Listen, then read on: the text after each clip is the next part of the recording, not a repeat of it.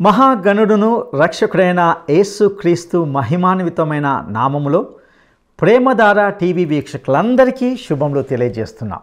నేటి నుండి మనము సమూయేలు మొదటి గ్రంథము ధ్యానాలను ప్రారంభించుకోబోతున్నాం.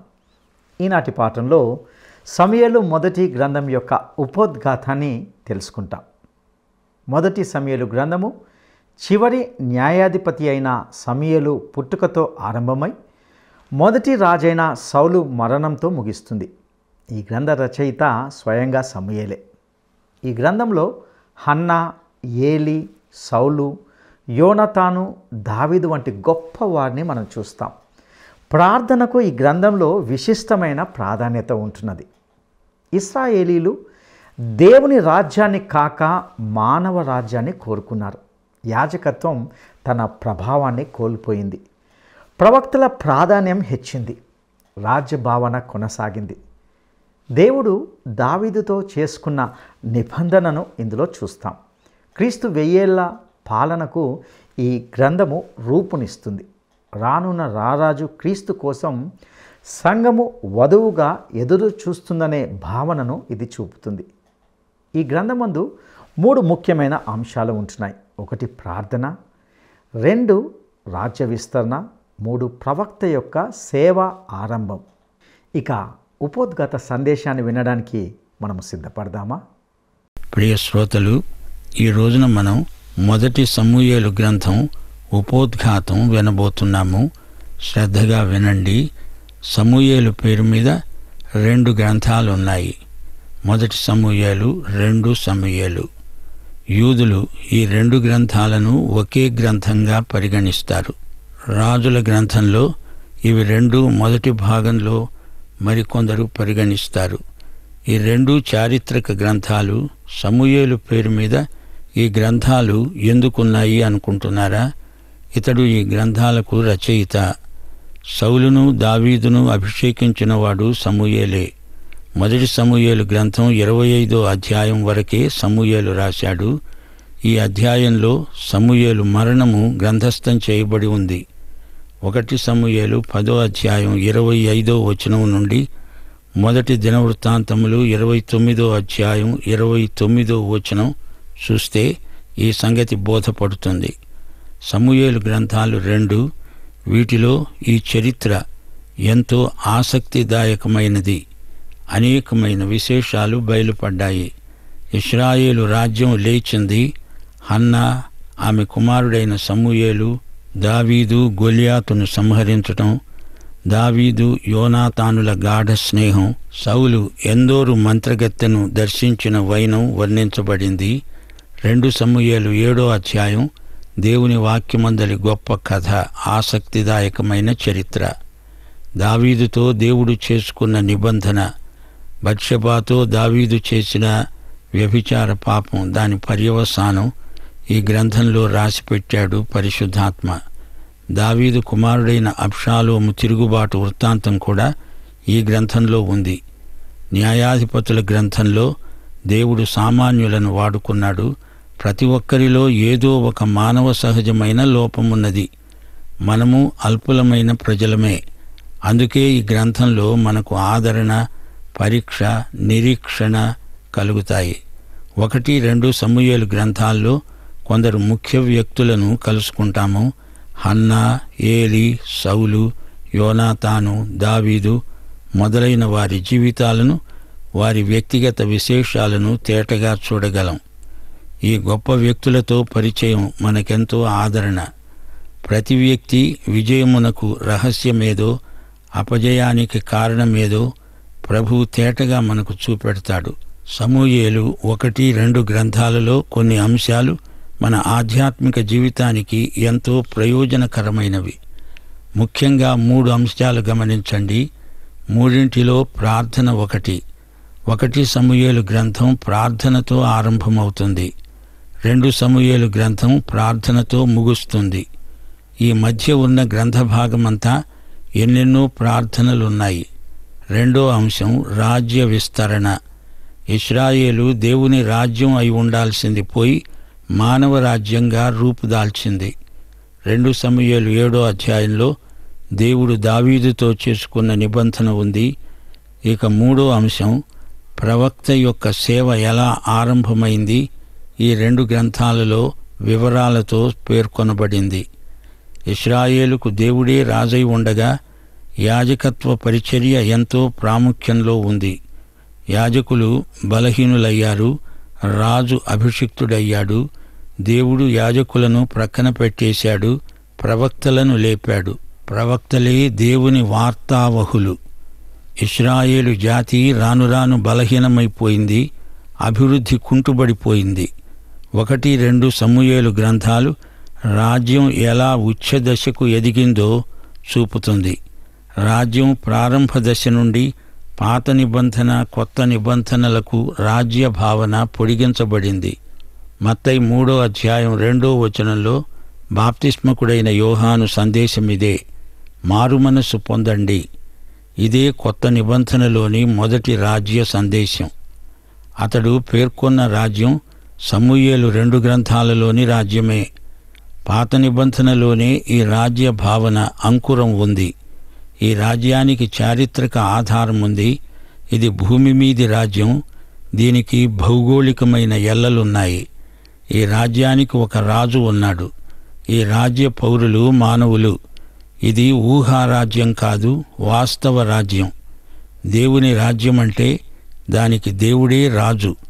రాజ్య విధానం ఎలాంటిది అంటారా? అసలు మన రాజ్యాలు అనేక విధాలు. ఏ విధానమైనా దాన్ని పరిపాలించే వ్యక్తిని బట్టే దాని బాగోగులు నిర్ధారణకు వస్తాయి. దేవుడు తాను అభిషేకించిన రాజును సింహాసనం మీద కూర్చోబెట్టబోతున్నాడు. సమాధానకర్త అయిన యేసుక్రీస్తు పరిపాలిస్తాడు. అది స్వర్ణయుగం. అంతవరకు ఈ లోక రాజ్యాలలో సమాధానము ఉండదు. దేవుని రాజ్యం శ్రేయో రాజ్యం. అందులో బీదరికం ఉండదు, వాతావరణ కాలుష్యం ఉండదు, ఉన్నతమైన నైతిక ప్రమాణాలు పాటించబడతాయి. బాధ ఉండదు, కన్నీరు ఉండదు. ఈ 2 గ్రంథాలలో రాబోయే 1000 ఏండ్ల పాలనకు ఛాయారూపకమైన రాజ్య విధానాలు సూచకప్రాయంగా చూపబడ్డాయి. దేవుని రాజ్యంలో 3 ముఖ్య లక్షణాలున్నాయి.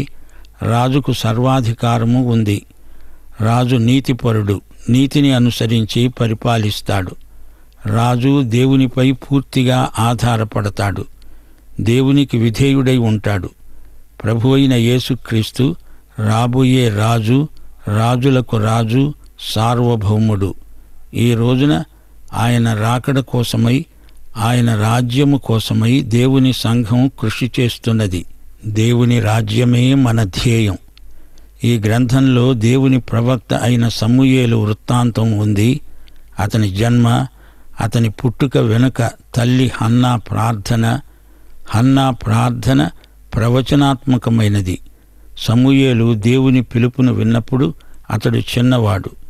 ఈ సమూయేలు చివరి న్యాయాధిపతి, మొదటి ప్రవక్త. మందసాన్ని ఫిలిష్తీయులు వశపరుచుకున్నారు. ఏలీ అతని కుమారులు మరణించారు. వారి మరణం ఎంతో విషాదకరం. దేవుని మందసం ఫిలిష్తీయుల బారి నుండి విడిపించబడింది. సమూయేలు ద్వారా గొప్ప ఉజ్జీవం వచ్చింది. ప్రజలు విగ్రహాలను విడిచి దేవుని వైపునకు మరలారు. ఇశ్రాయేలు ప్రజలు యెహోవాను కాదని తమకు ఒక మానవ రాజు కావాలని గొడవ చేశారు. సమూయేలు వారిని మందలించాడు. ఎలాగైతేనేమి దేవుడు వారికొక రాజునిచ్చాడు. సౌలే మొదటి రాజు. సమూయేలు సౌలును రాజుగా అభిషేకించాడు. సౌలు రాజ్యారంభం బాగానే ఉంది. అమ్మోనీయులపై సౌలు విజయం సాధించాడు. సమూయేలు సౌలుకు పూర్తి అధికారం అప్పగించాడు. అయితే రాను రాను సౌలు పెడతోవ పట్టాడు. దేవునికి తిరుగుబాటు చేశాడు. ఫిలిష్తీయులపై విజయం సాధించటంలో యోనాతాను పాత్ర ఎంతో ఉంది. గాని సౌలు అదంతా తన ప్రతాపమే అన్నట్లు వ్యవహరించాడు. అగగురాజు విషయంలో సౌలు తప్పటడుగు వేశాడు. దావీదు దేవుని హృదయాన్ని అనుసరించిన వ్యక్తి. దావీదు దేవుని బడిలో సుశిక్షితుడు. గాతువాడైన గొల్యాతును దావీదు సునాయాసంగా చంపేశాడు. యోనాతానుకు దావీదుకు మధ్య ఎంతో ప్రగాఢమైన స్నేహం ఏర్పడింది. సౌలు కుమార్తె అయిన మీకాలుకు దావీదుతో వివాహం జరిగింది. దావీదును దేవుడు ఎంతో క్రమశిక్షణలో పెట్టాడు. సౌలు దావీదును చంపాలని ఎంతో విఫల ప్రయత్నం చేశాడు. దావీదు పారిపోవడానికి యోనాతాను ఎంతో సహాయపడ్డాడు. నోబు గాదు ప్రాంతాలకు దావీదు పారిపోయాడు. దావీదు తనకు అనుకూలురైన యోధులను సమకూర్చుకున్నాడు. యాజకులనెందరినో సౌలు చంపాడు. దావీదు ఫిలిష్తీయులతో యుద్ధం చేశాడు. సౌలు దావీదును తరిమాడు. యోనాతానుకు దావీదుకు మధ్య నిబంధన జరిగింది. ఎన్గెది అనే చోట దావీదు సౌలు తన చేతికి చిక్కినా అతన్ని చంపలేదు. సమూయేలు చనిపోయాడు. దావీదు అబిగయీలు వృత్తాంతం ఎంతో ఆసక్తిదాయకమైనది. జీపు అరణ్యంలో దావీదు మరొకసారి సౌలు తన చేతికి చిక్కినా అతన్ని చంపలేదు. అభిషిక్తుణ్ణి చంపకూడదు అని అతని ప్రాణాలు దక్కించాడు. ఫిలిష్తీయలోని సిక్లగు ప్రాంతాలకు దావీదు పారిపోయాడు. సౌలు ఎందోరులో మంత్రగత్తెను సంప్రదించాడు. ఫిలిష్తీయులు దావీదును నమ్మలేదు, అతన్ని సందేహించారు. సిక్లగును ధ్వంసం చేసినందుకు దావీదు అమాలేకీయులతో పోరాడాడు. యుద్ధంలో సౌలుకు బలమైన గాయాలు తగిలాయి. ఆత్మహత్యా ప్రయత్నం చేశాడు. 31వ అధ్యాయంలో యోనాతాను మృతిని గురించిన వృత్తాంతం ఉంది. సోదరీ సోదరులారా, ఇది మొదటి సమూయేలు గ్రంథంలోని సారాంశం. గమనించండి, మొదటి సమూయేలు గ్రంథంలోని అంశం దేవుడు మానవ చరిత్రలో పనిచేస్తున్నాడు. మన దేవుడు చరిత్రకు దేవుడు. ఈ గ్రంథమంతటిలో ముగ్గురే ముఖ్య వ్యక్తులు కనిపిస్తారు. 1 సమూయేలు, 2 సౌలు, 3 దావీదు. ఇశ్రాయేలు జాతిని న్యాయాధిపతులు పరిపాలించారు. ఆ కాలానికి దేవుడు న్యాయాధిపతులను లేపాడు. చరిత్రలో అతి సంక్లిష్ట పరిస్థితుల్లో ఇశ్రాయేలు జాతి ఉన్నప్పుడు దేవుడు వారికి న్యాయాధిపతులనిచ్చాడు. అయితే ఇశ్రాయేలు జాతి ఆధ్యాత్మికంగా ఎంతో పతనమైంది. నైతికంగా, రాజకీయంగా ఇశ్రాయేలు భ్రష్టుపట్టిపోయింది. ఫిలిష్తీయుల దండయాత్రలు ఎక్కువైపోయాయి. షిలోహులో యాజక పరిచర్య ఆధ్యాత్మిక విలువలను కోల్పోయింది.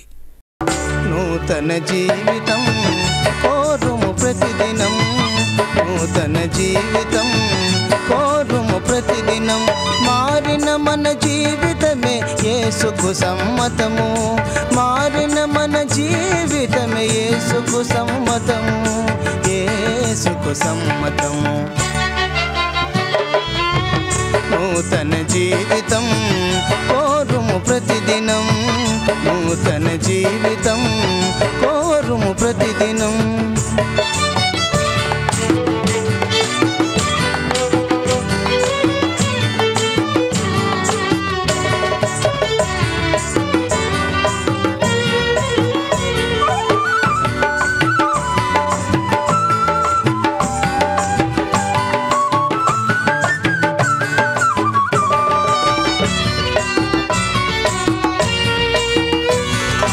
మాలిన్యముతో నిండిన మనసు మానవ జీవితమునకది చెరుపు.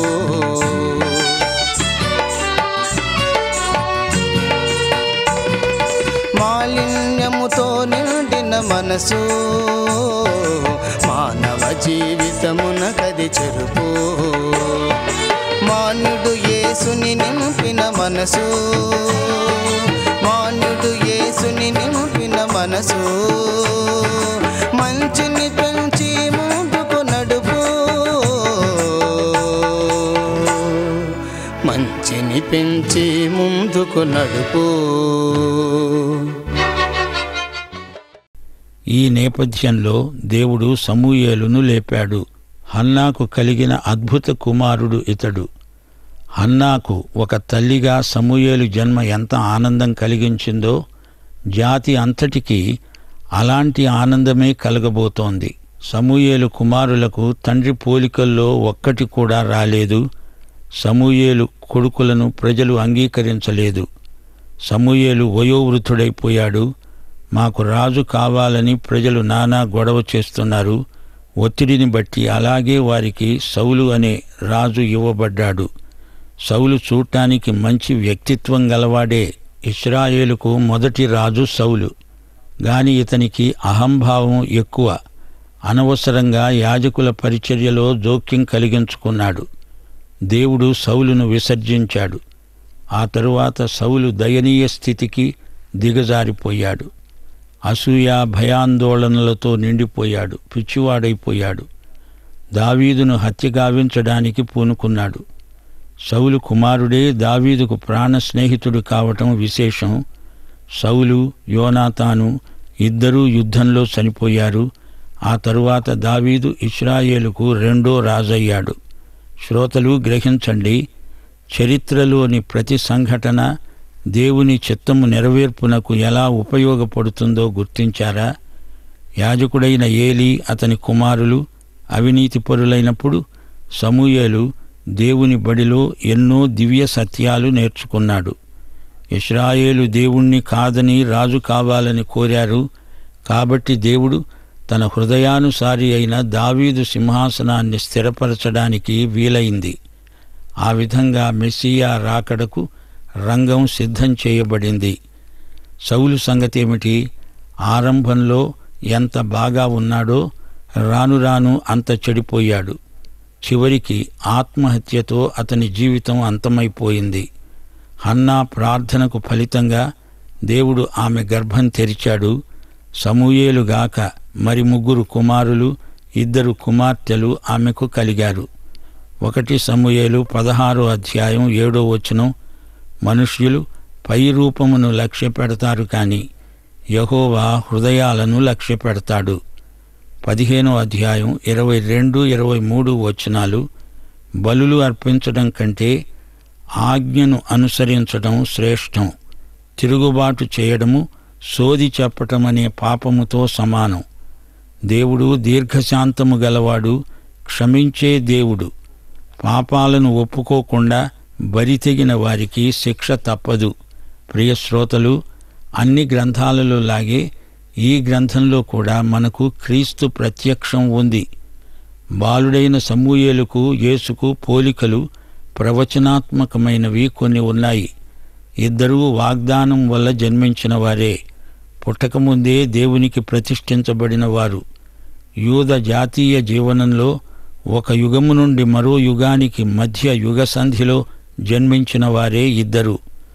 న్యాయాధిపతుల కాలానికి, ప్రవక్తల కాలానికి మధ్యకాలం సమూయేలు పుట్టిన కాలం. అలాగే ధర్మశాస్త్ర కాలానికి, కృపాకాలానికి మధ్యకాలంలో యేసు పుట్టాడు. సమూయేలు ప్రవక్త, యాజకుడు. ఈ 2 సమూయేలు పరిచర్యలే. యేసు రాజు, ప్రవక్త, యాజకుడు. సౌలు జీవితం విషాదాంతం. అనగా లోకరాజ్యాలు, రాజులు చివరికి అలాగే పరిణమించడం మనకు చరిత్ర నేర్పుతున్న పాఠం. మరో విశేషం, సమూయేలు తల్లి స్తుతిగీతం పాడింది. యేసు తల్లి పాడిన స్తుతిగీతం అచ్చం అలాగే ఉంది. ఈ భూమి మీద దేవుని రాజ్యం స్థాపించబడాలి. దావీదునందు దేవుని రాజు యొక్క వంశావళి కనిపించింది. దేవుడు రాజుగా వచ్చాడు, రారాజుగా రాబోతున్నాడు. దావీదు ఒక గొర్రెల కాపరి, మామూలు మనిషే. కాని మంచి కాపరి అయిన యేసుకు దావీదు ముందు గుర్తుగా కానవస్తాడు. యేసుక్రీస్తు మనకు యుగ సమాప్తి పర్యంతము కాపరి, రాజు. ప్రియ శ్రోతలు గమనించండి, 1 సమూయేలు గ్రంథంలో పరిశుద్ధాత్మ ప్రస్తావన పలు సందర్భాలలో వచ్చింది. ప్రవక్తల చేత ప్రవచనాలు పలికించేవాడెవడు? పరిశుద్ధాత్మే. సౌలు ఆరంభ దశలో ఆత్మపూర్ణుడు. అతనితో ఉన్న సేవకులు కూడా ఆత్మావేశంతో మాట్లాడారు. 1 సమూయేలు 10వ అధ్యాయం 6వ వచనంలో యెహోవా ఆత్మ సౌలు మీదికి వస్తాడని, అతనికి కొత్త మనస్సు వస్తుందని సమూయేలు చెప్పాడు. దేవుని పిలుపును తన జీవితంలో సార్థకమవటానికి పరిశుద్ధాత్మ పరిచర్య ఎంతో అవసరం. సమూయేలు వచ్చి దావీదును అభిషేకించిన తరువాత 16వ అధ్యాయం 13వ వచనంలో చెప్పబడింది, యెహోవా ఆత్మ దావీదు మీదికి బలంగా వచ్చాడు.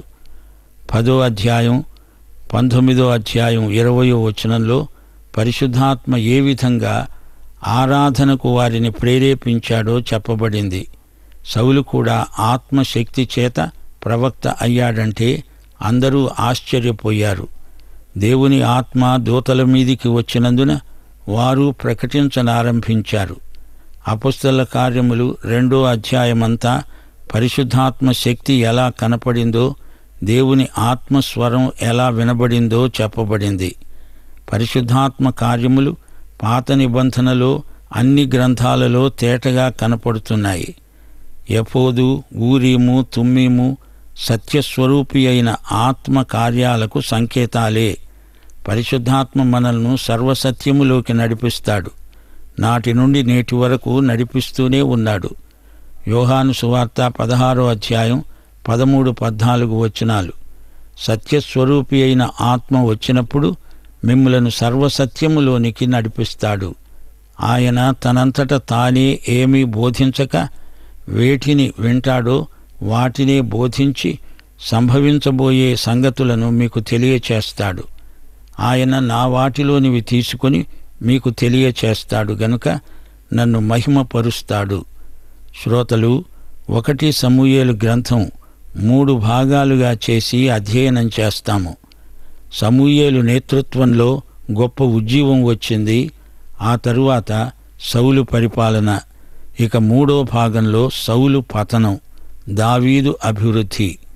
ఈ గ్రంథమందలి సంఘటనలు ఎంతో ఆసక్తిదాయకమైనవి. 1 సమూయేలు గ్రంథం ఇశ్రాయేలు చరిత్రలోని అతి ప్రాముఖ్యమైన సంఘటనలను ఎత్తిచూపుతుంది. చివరి న్యాయాధిపతి అయిన సమూయేలుతో మొదలై మొదటి రాజైన సౌలు మరణంతో ముగింపునకు వస్తుంది. ఇశ్రాయేలు జాతి చర్యలో దేవుడు ఎలా జోక్యం కలిగించుకున్నాడో ఈ గ్రంథంలో తేటగా చూడగలం. దేవుడు ఈ రోజున కూడా మానవ చరిత్రలో, విశేషించి ఆయన సంఘ చరిత్రలో చేస్తున్న అద్భుతాలు, అపూర్వ సంఘటనలు ఎన్నెన్నో. 1 సమూయేలు 8వ అధ్యాయం 3వ వచనం చూడండి. అలాగే 1వ అధ్యాయం 28వ వచనంలో హన్నా కనపడుతుంది. సమూయేలు కుమారులు అతని ప్రవర్తనను అనుసరించలేదు.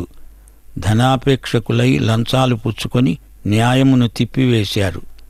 కాని హన్నా తన కుమారుడైన సమూయేలును ఎలా పెంచింది? నేను నా బిడ్డను యెహోవాకు ప్రతిష్ఠిస్తున్నాను. తాను బ్రతికే దినములన్నిట వాడు యెహోవాకు ప్రతిష్ఠితుడు. తల్లి తనను పెంచినట్లు సమూయేలు తన పిల్లలను పెంచలేకపోయాడు. మన బిడ్డల సౌశీల్యాన్ని మనమే తీర్చిదిద్దాలి. దేవుని చిత్తానికి వారిని అప్పగించాలి. దైవభక్తిలో వారు ఎదిగేటట్లు చూడాలి. పిల్లలను నిర్లక్ష్యం చేస్తే వారు కొరకరాని కొయ్యలవుతారు. పిల్లలను బాల్యదశలోనే దేవునికి ప్రతిష్ఠించాలి. గర్భఫలము దేవుడిచ్చిన బహుమానం. పరిశుద్ధత అంటే ఏమిటనుకుంటున్నారు? లోకాశలకు కాదు అని చెప్పాలి, దేవునికి అవును అని చెప్పాలి. అప్పుడే పరిశుద్ధత మనలో ప్రవర్తిల్లుతుంది. 1 సమూయేలు 10వ అధ్యాయం 19వ వచనం. ఇశ్రాయేలీయులు ఏం చేశారు? తమను రక్షించిన తమ దేవుణ్ణి విసర్జించిన వారై తమ మీద ఒక రాజును నియమించు అని అడిగారు. లోకంలోని రాజులు వారి వైభవాన్ని చూచి ఆకర్షితులై పాడైపోయే మనస్తత్వమిది. దేవుని జ్ఞానము, బలము, యథార్థత వాటికి అవును అని చెప్పాలి. మానవ జ్ఞానము మానవ పాపము చేత ప్రభావితమై ఉంటుంది. 1 సమూయేలు 3వ అధ్యాయం 10వ వచనం. యెహోవా ప్రత్యక్షమై నిలిచి సమూయేలు సమూయేలు అని పిలువగా, సమూయేలు నీ దాసుడు ఆలకిస్తున్నాడు, సెలవియ్యి అన్నాడు. 15వ అధ్యాయం 22-23 వచనాలు. దేవుడు తన మాట వినేవారితోనే మాట్లాడతాడు. బలులు అర్పించడం కంటే ఆయన ఆజ్ఞలు పాటించటం గొప్ప దీవెన. విధేయత అంటే సంపూర్ణమైన నిర్నిబంధమైన లొంగుబాటు. సగం విధేయత అవిధేయత కిందికే వస్తుంది. సౌలు పరిస్థితి అలానే అఘోరించింది. విశ్వాసం విధేయతలోనే సఫలమవుతుంది. విశ్వాసం అంటే సరే అని తల ఊపటం కాదు. విధేయత క్రియాత్మకమైనది. విశ్వాసం విధేయతను ఉత్పత్తి చేస్తుంది. జయించినప్పుడు విశ్వాసం సార్థకమవుతుంది, లేకపోతే అది నిరర్ధకమవుతుంది. విధేయతను మతంతో ముడిపెట్టకండి. అవిధేయత దేవుని పట్ల తిరుగుబాటు. దేవుని వాక్యం విని దానిని గైకొనకపోతే వాక్యాన్ని కాదని తిరస్కరించినట్లే. యుద్ధము యెహోవాదే. శత్రువులను, ప్రతికూల పరిస్థితులను గెలవటానికి దేవుని మాట వినడమే ఏకైక మార్గం. పాఠం ఇంతటితో సమాప్తం. దైవాశీస్సులు. ఆమేన్.